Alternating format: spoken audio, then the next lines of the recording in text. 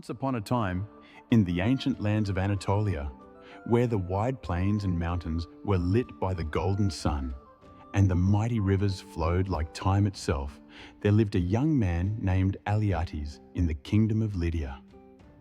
Lydia was rich in nature. The rivers carried shining gold, and the soil was full of precious minerals. Yet despite this wealth, people were deeply unhappy and distrustful of one another. In those days, trade was very difficult.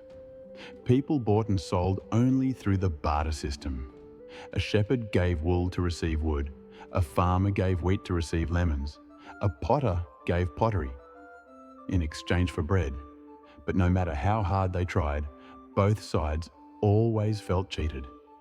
Some whispered, "I think I gave too much wheat." Others sighed, "I think he tricked me. My olives were worth more." The marketplaces were filled with arguments, raised voices and anger. There was wealth everywhere, but there was no peace. Alyattes was a thinker and a dreamer. He loved his people very much, and every day he watched them fight over value. This broke his heart.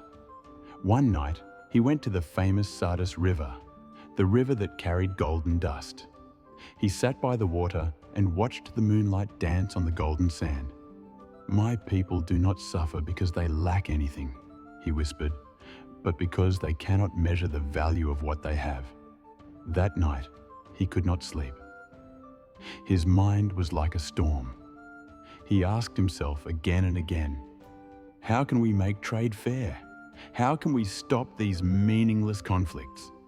The next morning, he took a small piece of gold from the river. He shaped it carefully with fire and mixed it with silver so it would become bright and strong. Then he engraved on it the symbol of the mighty Lion of Lydia, a mark everyone knew and respected.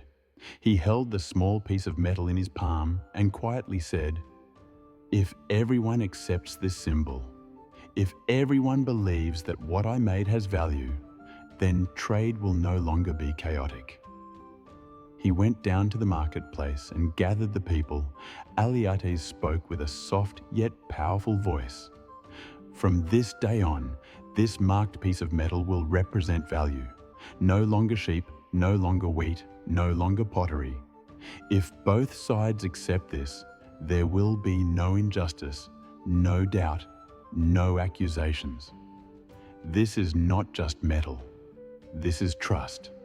At first, people were surprised, but curiosity was stronger than fear. They took the golden pieces, examined the lion symbol, and accepted them in trade. Days passed. Arguments decreased. Peace grew. Trade expanded.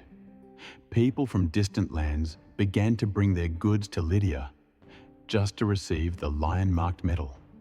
The small idea born in Alyattes' heart slowly spread to the entire world, and that piece of metal was later called money. Years later, when Alyattes was an old man, a little child asked him, "Grandfather, how did you invent money?" Alyattes smiled softly and replied, "I did not invent money. I only gave people a way to trust one another. Where there is trust, there is peace, and where there is peace, there is prosperity." The sun slowly set behind the Lydian mountains. The wind was warm, and the sound of the river could be heard from afar. Alyattes closed his eyes peacefully, because he knew his people had finally found fairness. And on that day, in the quiet kingdom of Lydia, human history changed forever.